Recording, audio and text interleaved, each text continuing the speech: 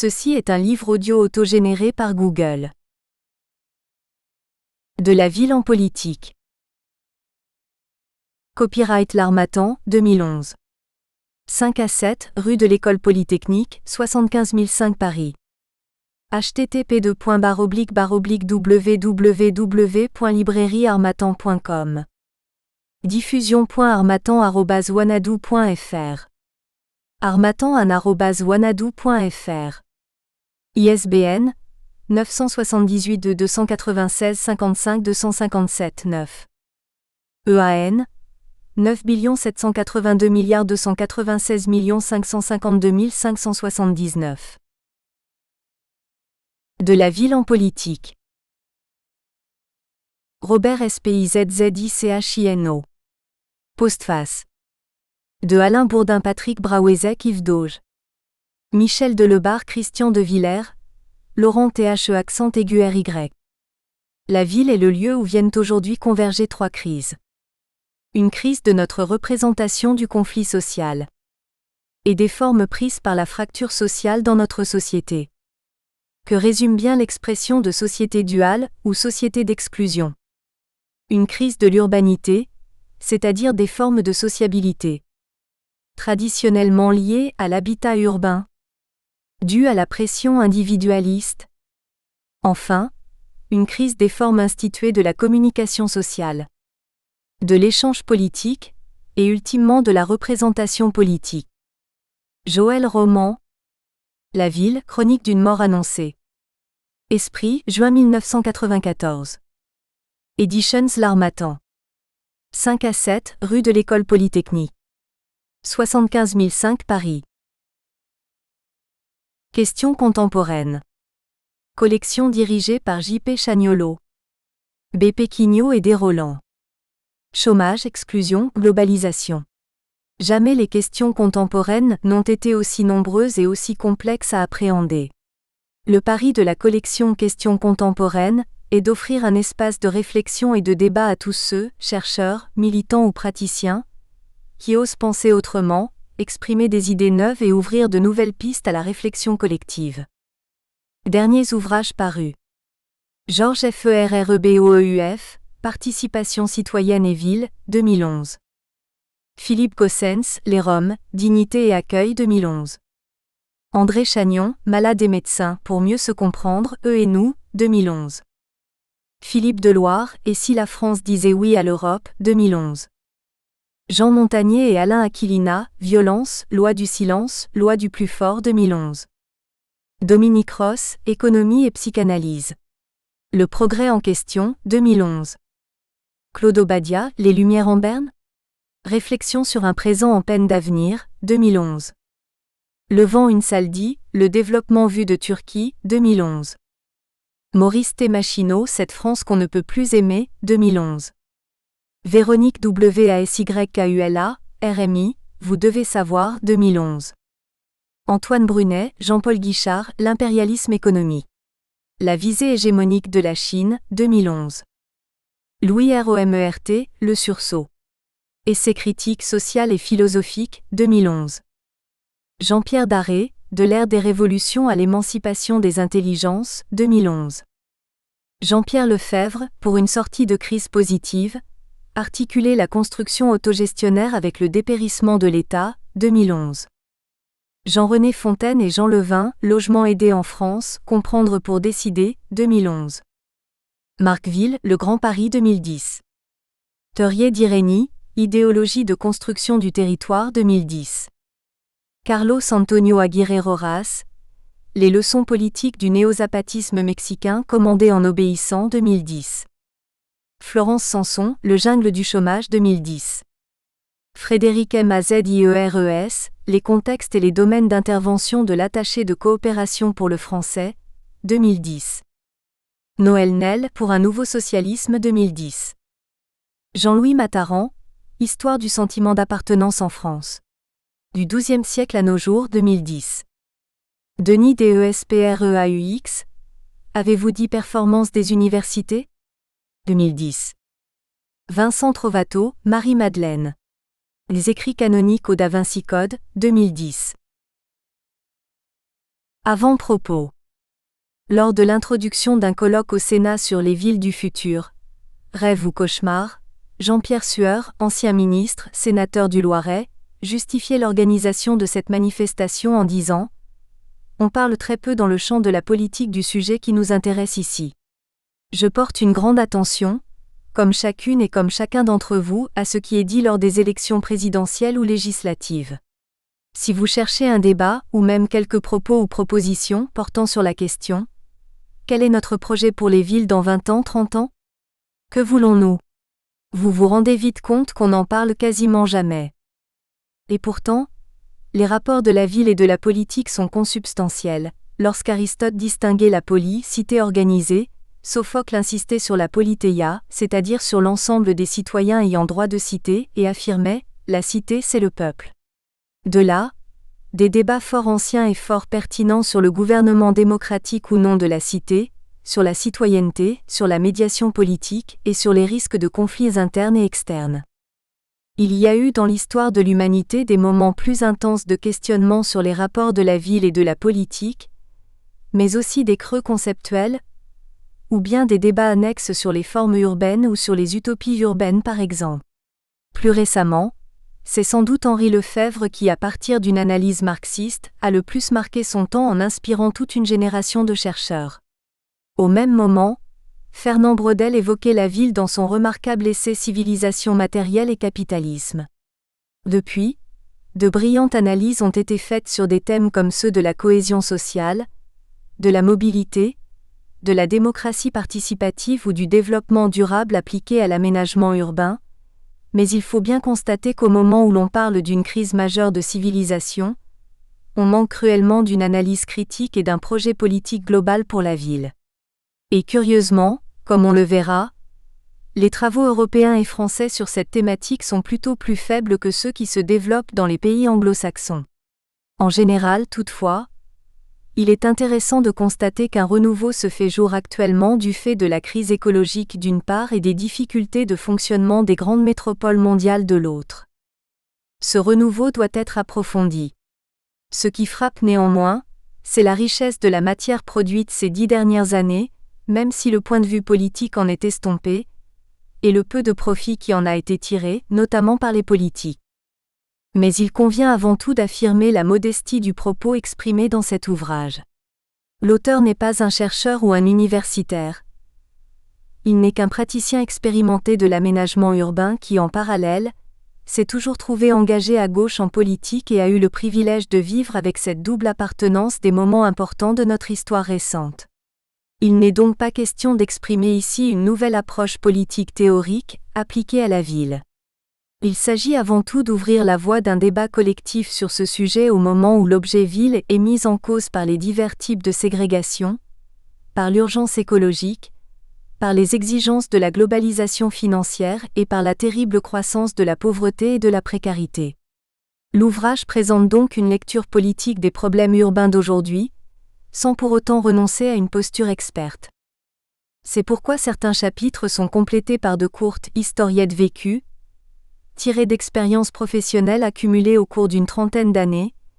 Ces historiettes illustrent tout à la fois des points d'histoire de la question urbaine en France et mettent en évidence de manière concrète la dimension politique des interventions sur la ville. Le débat que cet ouvrage souhaite ouvrir n'a d'intérêt que s'il peut, en tenant compte des urgences politiques, contribuer à mieux répondre aux immenses aspirations des citadins-citoyens qui se manifestent dans la construction, le renouvellement, le développement et la gestion des territoires urbains. Il faut en effet noter que trop de publications à visée théorique sur la ville nous offrent des récits séduisants, mais situés hors du champ politique, ou bien elles ne daignent pas l'expliciter comme si cela allait de soi. Or justement, faire de la politique, c'est vouloir peser sur le cours des choses, c'est être capable d'exprimer des choix relevant d'une vision de société mais aussi tournée vers l'action. C'est pourquoi l'ouvrage s'engagera aussi sur le terrain des propositions. Par ailleurs, il y a un paradoxe que nous devons assumer. C'est dans les pays en développement et dans les pays pauvres que les problèmes urbains sont les plus critiques et les plus difficiles à résoudre. Or, notre expérience est surtout centrée sur les pays développés et notamment sur l'Europe. L'ouvrage traitera donc surtout de ce qui s'y passe et négligera trop souvent toutes les spécificités des pays du Sud dans leur diversité. Pourtant, on ose espérer que du fait même de la mondialisation et de la prétention à l'universalité du capitalisme néolibéral, ce qui sera évoqué ci-après aura aussi un intérêt pour les pays en développement. Regard croisé sur la ville. On ne peut pas aborder les questions urbaines au travers de la seule organisation spatiale. On ne peut pas non plus se contenter de la ville, objet de gouvernement. La ville est aussi historiquement un lieu privilégié d'échanges économiques et par conséquent d'activités liées aux économies dites souterraines, mais c'est bien plus que cela, c'est aussi un territoire de mémoire, de culture propre, de lutte politique, sociale et plus récemment écologique, est le lieu des rencontres, des échanges, du regard des autres et du regard sur les autres. C'est plus encore un catalyseur d'utopie et la représentation syncrétique du faire société. C'est l'ensemble de ces regards qu'il faut conserver, y compris lorsqu'on aborde l'analyse politique. La ville n'est pas un objet aisé à décrire et à analyser, tant il est fait de multiples matériaux aux histoires rarement unifiées. La ville est toujours et nécessairement plusieurs uns. La ville est chargée de l'histoire du monde. Elle est souvenir, émotion, vision fugitive. Elle n'est donc pas réductible à ses aspects fonctionnels, se loger, se nourrir, commercer, se défendre contre les agressions extérieures de quelque nature qu'elles soient, se distraire. Toutes les nombreuses recherches sur l'histoire des villes font apparaître le caractère évolutif de la notion même de ville. Mais ce qui frappe surtout, c'est que cette histoire est intimement liée à l'organisation sociale et politique qui prévaut à un moment donné. C'est d'ailleurs ce que constate un ethnologue comme Claude Lévi-Strauss lorsqu'il évoque, avec Durkheim et M. Mauss, j'ai appris à établir la différence entre l'espace du géomètre, continu, homogène en toutes ses parties, et l'espace social dans lequel consciemment ou inconsciemment, chaque peuple humain imprime une structure où il distingue des régions et des orientations dotées de qualités propres qui reflètent les systèmes de valeurs du groupe et son organisation d'eux. De même, lorsqu'on évoque de nos jours la ville créative, on semble ignorer que dans l'histoire des villes, nombreux ont été les ferments de la création et des progrès de l'humanité.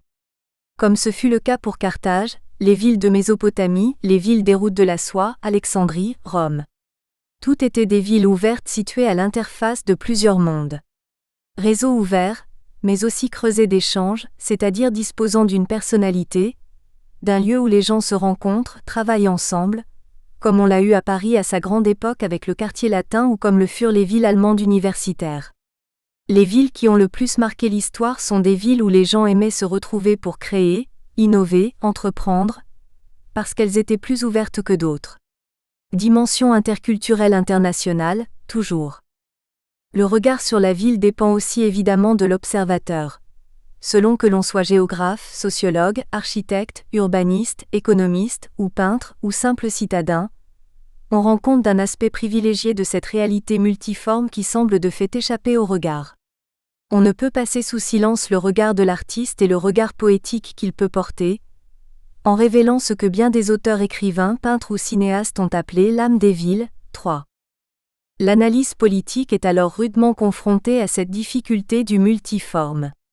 Doit-on travailler sur la spéculation foncière, sur l'étalement urbain, sur les inégalités territoriales ou sur le gouvernement de la cité, sur son économie, sur la relégation sociale, et le mode de vie urbain ?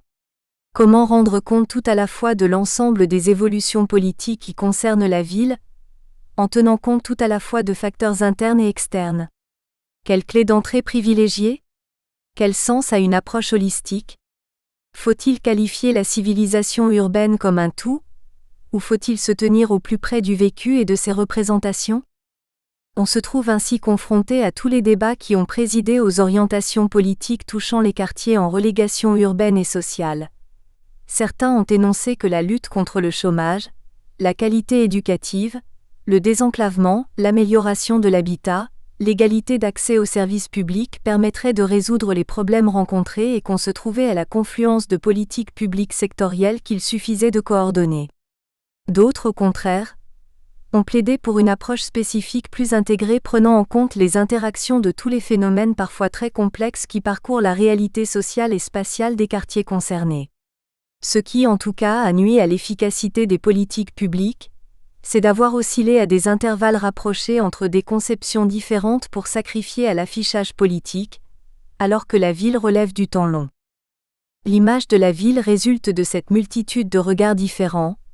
Elle peut être attractive pour les opportunités d'échange personnel ou économique qu'elle offre et par son animation, ou répulsive par son insécurité, l'isolement qu'elle génère ou son agitation. La ville est à la fois le support de projets politiques de nature différente, comme la réduction des exclusions, ou le développement de l'habitat ou encore la compétitivité des territoires au sein de l'économie du savoir, mais elle est aussi un projet politique en soi, et c'est ce projet que nous allons tenter de cerner. Ce qui apparaît clairement, c'est que l'on ne peut laisser les évolutions actuelles se poursuivre, alors que la civilisation urbaine gagne toute la planète. La ville moderne est par trop génératrice de marginalisation des plus faibles, d'insécurité physique et sociale, de désordre écologique. De plus, un certain nombre de phénomènes comme la spéculation foncière ou la ségrégation sociale ou la multiplication des risques, semblent irréversibles et paraissent échapper à l'efficience de l'action publique. Après avoir tracé les crises et les mutations que connaît une civilisation urbaine de plus en plus mondialisée, nous évoquerons les rapports étroits du monde économique avec le développement des villes. La ville enrichit certes, mais elle appauvrit aussi et facilite la pauvreté et l'exclusion.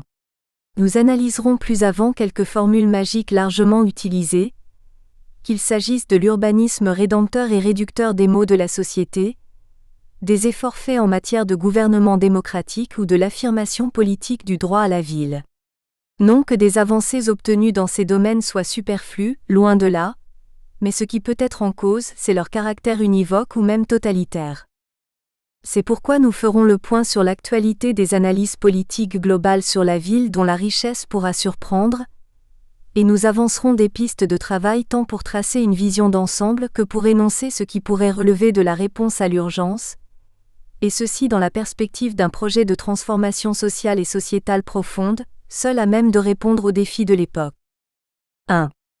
Thierry Pacaud, Ouverture sur la civilisation urbaine, revue projet numéro 243, dans ce remarquable article, l'auteur met bien en évidence la nouvelle étape de l'histoire de l'urbanisation planétaire et les défis auxquels nous avons à faire face. 2. Claude Lévi-Strauss, Saudade de Sao Paulo, IMS, Companhia das Letras, 1996. 3. Une des plus belles illustrations récentes de ce qui a été appelé la littérature urbaine, est donnée par le livre de Roberto Arlt, Eaux fortes de Buenos Aires, édition de l'Asphalte, 2010. Arlt rend compte de cette respiration unique de la mégapole argentine, au travers un ensemble de portraits de citadins typiques situés dans leur environnement quotidien. Chapitre 1. Aux défis de la civilisation urbaine, crise et mutation. L'urbanisation horizon du monde.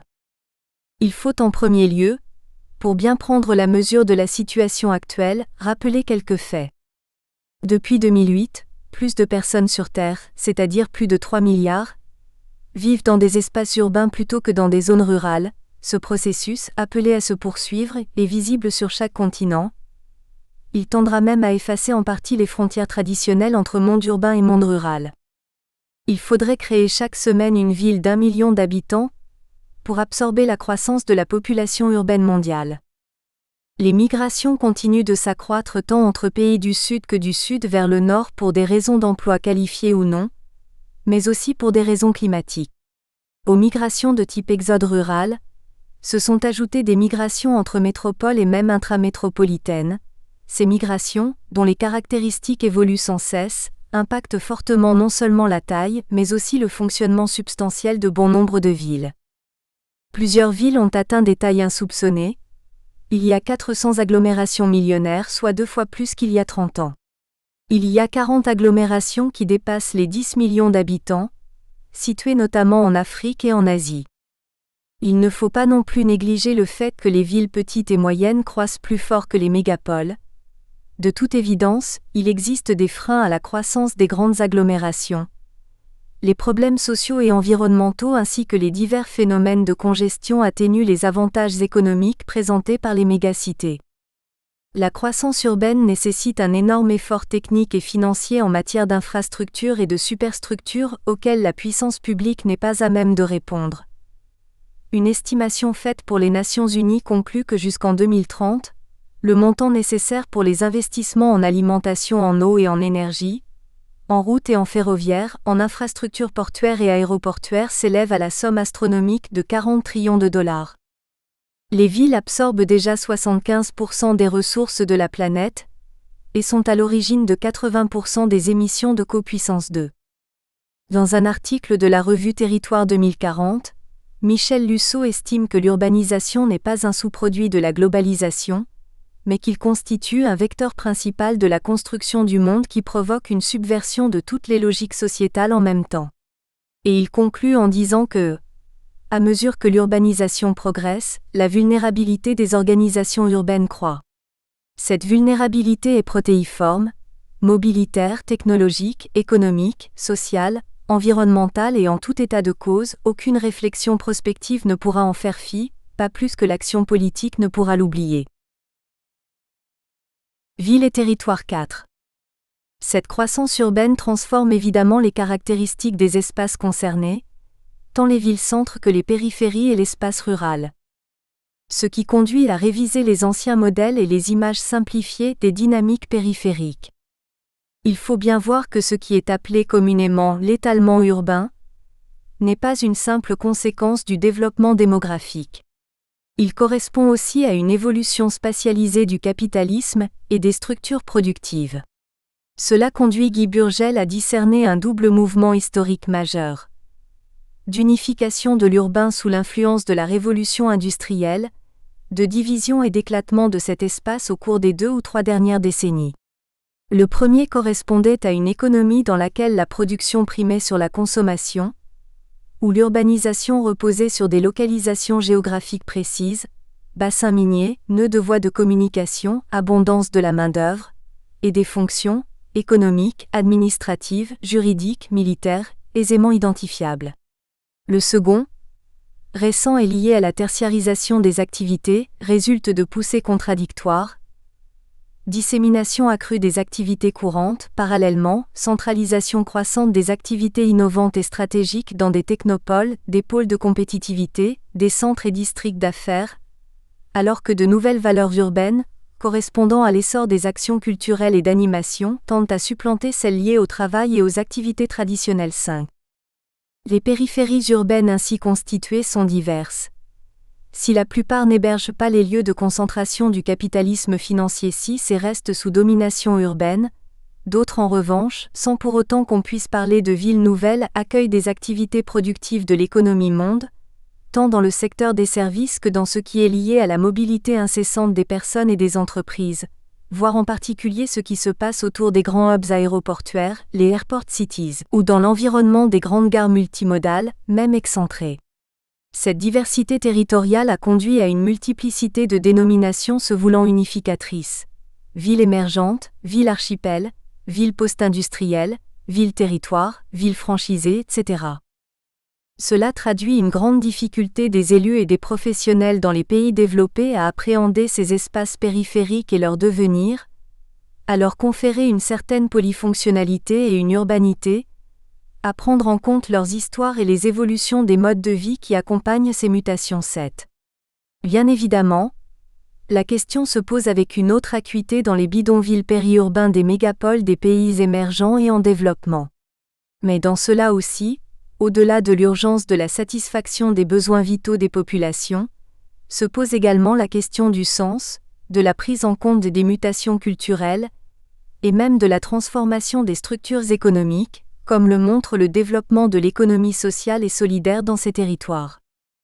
L'espace rural se trouve lui aussi bouleversé, non seulement par la suppression de terres agricoles issues du desserrement urbain et en partie compensée par des gains de productivité, mais aussi par la transformation des activités agricoles qui voient coexister l'agriculture de plus en plus industrielle avec l'agriculture vivrière et biologique. Les petites villes et les bourgs qui parsèment historiquement l'espace rural connaissent selon les territoires des destins très contrastés, notamment en fonction des politiques d'aménagement du territoire pratiquées, Certains voient leurs services publics s'étioler et leurs capacités économiques se réduire, d'autres au contraire se renforcent, deviennent des centres de services significatifs, trouvent à s'insérer dans des réseaux économiques et spatiaux et connaissent même des croissances démographiques qui les rapprochent du périurbain.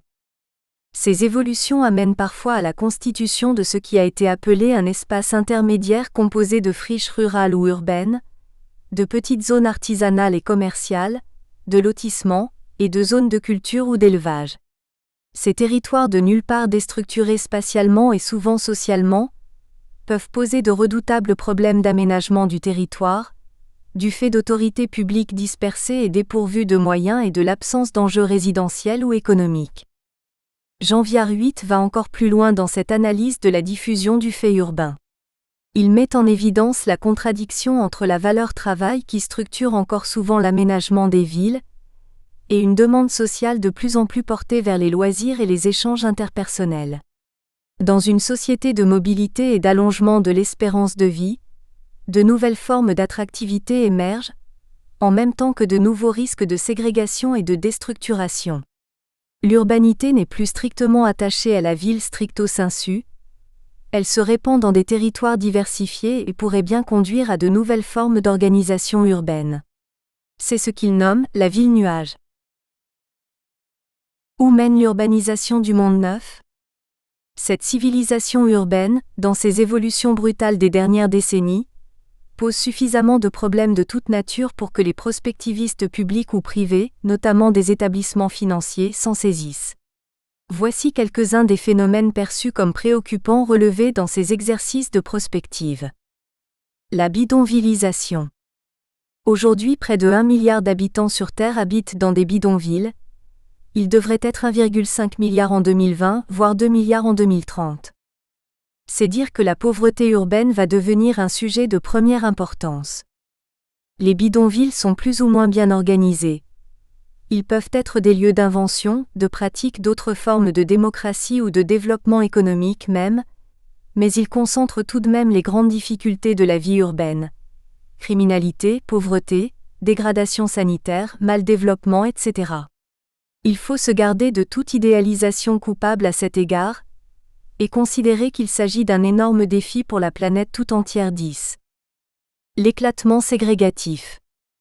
Plus l'espace urbanisé s'étend, plus on parle de mixité fonctionnelle et sociale, et moins on parvient à la conduire de manière volontaire.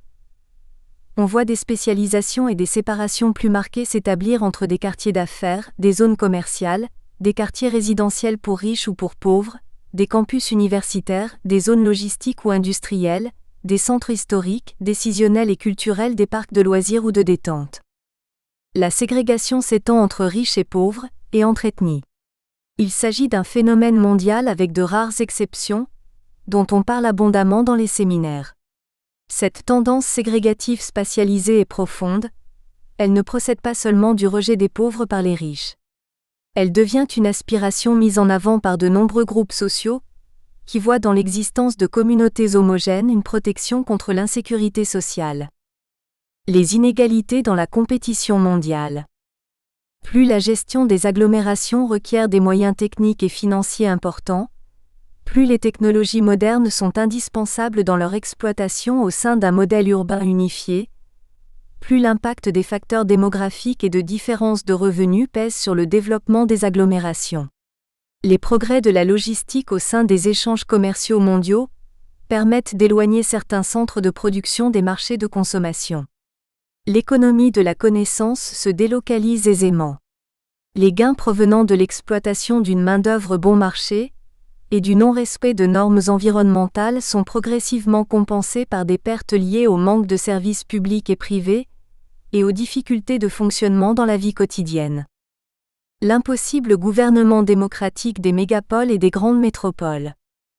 Les termes d'ingouvernabilité et de fragmentation sont de plus en plus associés à la gestion des métropoles. L'importance des investissements publics à consentir avec pour des populations qui s'appauvrissent, la complexité des problèmes sociaux et environnementaux à résoudre, la nécessaire réactivité par rapport à une économie mondiale financiarisée de plus en plus flexible et parfois imprévisible, sont susceptibles, dans de nombreux cas, d'aboutir à des catastrophes. Cela a été le cas çà et là aux États-Unis, comme en Europe et dans le tiers-monde. Mais il faut avouer qu'on ne s'est pas encore trouvé devant un chaos généralisé. Certains chercheurs ont mis en évidence que des coalitions se sont formées entre élites politiques, pouvoirs privés et réseaux communautaires, qui ont souvent permis aux sociétés urbaines de se doter d'une capacité d'action collective permettant d'affronter les défis du gouvernement des villes. Cela n'est pas sans risque, celui d'une évasion institutionnelle où les décisions sont prises en dehors des institutions, ce qui contribue à laisser les classes populaires sans véritable représentation. La prise en compte de leurs attentes ne peut alors relever que de la condescendance. La ville à l'heure du virtuel, comme nouvel instrument de domination du capitalisme international. Le développement des technologies de l'information et de la communication, TIC, au sein de l'espace urbain ne fait que commencer. Après les antennes hertziennes et les points Wi-Fi, ce sont les caméras, les radars et la géolocalisation, et vont débarquer tant dans l'habitat que dans l'espace public toutes les technologies relevant de la réalité augmentée, ce qu'on voit déjà dans les panneaux publicitaires parlants pour mobiles. Ces développements ne sont pas neutres. Non seulement ils soumettent la vie privée à des contrôles incontrôlés, mais ils assujettissent encore davantage une grande partie de l'espace urbain à la domination de grandes entreprises multinationales de services, avec un immense pouvoir culturel et idéologique. La prééminence des réseaux risque de confier peu à peu le pouvoir aux services et aux réseaux, au détriment des gouvernements démocratiques qui, par délégations successives, vont devenir des nains politiques. La montée des contradictions liées au vivre en ville. Cette nouvelle civilisation urbaine qui se dessine sous nos yeux est instable et insécurisante. Les voies vers les futurs possibles sont incertaines. Ce qui favorise des contradictions qui s'expriment dans les rapports des citadins et des villes, et par exemple, quelle place donner aux quartiers à l'heure de la mondialisation ? Malgré le développement des mobilités urbaines et le développement des réseaux déterritorialisés, les formes d'ancrage social liées aux pratiques de proximité, donc aux quartiers, se sont poursuivies et parfois même amplifiées. Dans un bon nombre de cas, le quartier structure l'identité citadine et constitue un élément de marquage social positif ou négatif. On est de tel ou tel quartier, avant même d'être de la ville. Certes, les relations ethniques peuvent y jouer un rôle, mais d'autres facteurs peuvent intervenir pour cimenter des sentiments d'appartenance. Des épreuves traversées ensemble, une histoire commune, des accointances culturelles ayant des incidences sur les modes de vie. Plusieurs études faites sur les quartiers en difficulté sociale mettent en évidence que ces tensions entre les aspirations au dehors, des activités métropolitaines et les exigences du dedans, des rites et coutumes des sous-groupes dans le quartier peuvent être difficiles à vivre pour plusieurs catégories de population, les jeunes d'abord, mais aussi tous ceux et toutes celles en manque de sociabilité et pas seulement dans les quartiers pauvres. Comment gérer les différences de temporalité ? Il est fréquent de faire allusion au caractère trépidant de la vie en ville. L'accroissement et la longueur des déplacements quotidiens et les encombrements qu'ils suscitent, les sollicitations multiples qui suscitent des désirs, la publicité, la multiplicité des loisirs, les vitrines de la société de consommation, mais aussi l'usage incessant des technologies mobiles de communication, tout cela a développé chez le citadin une capacité réactive qui se situe dans le temps court, voire très court. Il faut être à l'heure, affronter l'imprévu, exécuter un certain nombre de tâches dans la journée, et ainsi de suite. Or, fondamentalement, le temps de la ville est un temps long. Les décisions prises concernant les projets urbains s'étalent durant des années et n'ont d'effet que bien plus tard. Le paysage urbain semble immuable pour celui qui le parcourt quotidiennement. Changer d'habitat ou de travail s'opère souvent à l'aune d'une vie entière. Ces différences de temporalité pour des vécus touchant le même espace sont difficiles à surmonter pour beaucoup, et surtout pour ceux qui éprouvent le plus de peine dans leur quotidien. Les résistances aux changements brusques sont compréhensibles. Pourquoi pas tout de suite ? Changer la ville et ou changer la vie ? Comment devenir acteur de ces changements ? Ce sont les difficultés à répondre à ces questions liées au temps de la vie qui ont conduit certains à théoriser sur la ville lente. Mais on y reviendra. Comment et quand s'est-on mis à désirer la campagne en ville ? En France, il s'agit de l'inversion d'un mouvement construit au XIXe siècle qui valorisait la ville, opposant l'ouvrier à casquette au paysan à béret, et créait, notamment chez les jeunes femmes, une aspiration à la ville et à ses modes de vie. On trouve actuellement deux idées clés dans ce désir de campagne qui s'est cristallisé dans l'opinion dans les années 70-12, au moment où la société s'individualise et où certaines valeurs collectives s'estompent. La campagne est belle, la ville ne l'est pas. La campagne est liberté, la ville contrainte, liberté privée et non politique. Ces deux idées vont entraîner une croissance des résidences secondaires, surtout dans certaines régions, et vont aussi contribuer à l'étalement urbain et à la mobilité. 4 millions de Français ont changé de région en 10 ans, 50 000 quittent chaque année l'Île-de-France. De même, la mise en valeur touristique attire la matière grise sur des territoires réputés proches de ressources naturelles importantes. En ville, on assiste en parallèle au développement de la pensée écologique qui réagit contre tout ce qui est considéré comme un sabotage tragique de la nature. Cette pensée se développera jusqu'à aboutir de nos jours à toutes les tentatives faites pour introduire la nature en ville et pour préserver l'agriculture périurbaine. Ces contradictions liées au vivre en ville, que l'on retrouve sous diverses formes dans plusieurs pays développés ou en développement, selon les cultures et les histoires géographiques, ajoute encore aux tensions vécues face aux divers aspects de la civilisation urbaine et de ses évolutions. Ville et société. La ville a toujours été l'interface entre l'État et le marché, les producteurs et la bureaucratie, la liberté et l'égalité. 13. Les évolutions de la civilisation urbaine apparaissent, au-delà des questions démographiques, en étroite corrélation avec d'un côté les évolutions des valeurs qui rythment notre société, et de l'autre avec les évolutions du capitalisme, les deux facteurs étant d'eux-mêmes liés. Dans les invariants, il est clair que c'est la famille, comme structure sociale, qui détermine principalement le rapport à la ville, via l'habitat. Sauf que l'augmentation des personnes seules, qu'il s'agisse de personnes âgées, de célibataires ou de familles séparées, rend encore plus difficiles les rapports sociaux. 14. Dans le même sens, l'augmentation de la précarité au sein du salariat facilite les replis sur soi et donne la priorité à tout ce qui s'apparente à des parcours de survie. L'attachement à la propriété comme issue souhaitée de parcours résidentiels est mis à mal par la fragilisation d'une part toujours plus importante du salariat qui en est réduite à privilégier les valeurs d'usage. Or, la ville, dans sa partie bâtie et dans ses infrastructures, a du mal à s'adapter rapidement à ces évolutions sociales. Importance des différences de temporalité. Quant aux services urbains qui, eux, disposent d'une meilleure flexibilité, ils subissent la crise du service public qui se privatise de plus en plus et ils ne sont donc facilement accessibles qu'aux classes moyennes et supérieures. L'égalité d'accès aux services publics, qui devrait constituer le socle d'une civilisation urbaine digne de ce nom, est ainsi mise à mal chaque jour. La représentation du monde qui en découle est ainsi de plus en plus insécurisante. De même vis-à-vis de la laïcité, et du modèle républicain dans lequel elle prend place, dans une société de mobilité qui doit permettre à chacun d'avoir accès à une pluralité de services dans un espace élargi, les signes d'une uniformisation des services publics sont essentiels.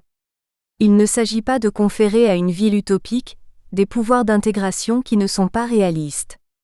Il s'agit de garantir que, dans un contexte dans lequel les différenciations ont tendance à s'accentuer, au moins les services publics urbains peuvent sécuriser ce qu'Isaac Joseph appelait la pluralité normative. 15. Le processus d'urbanisation est lié à la nature du capitalisme. Le capitalisme industriel voit son importance diminuer, ce qui se traduit par des friches et des territoires en déshérence alors qu'il y a peu ils apparaissaient comme attractifs. Au niveau mondial, ce capitalisme s'est inscrit dans une division internationale du travail dont les composantes spatiales ont été la qualité des infrastructures, la taille des marchés locaux, les caractéristiques de la main-d'œuvre dans les bassins d'emploi, etc.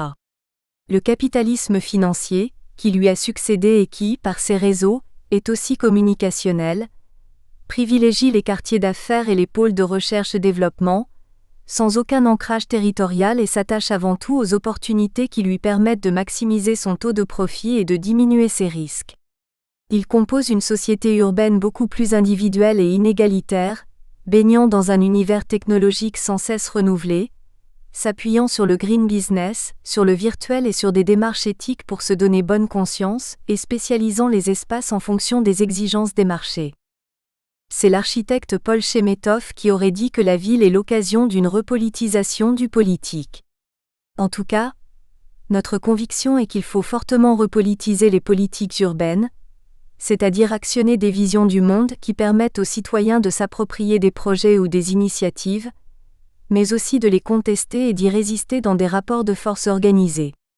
20 ans pour passer des premières idées au statut de question politique mondiale, et 20 autres années pour commencer à la traiter sérieusement, c'est long ou c'est court.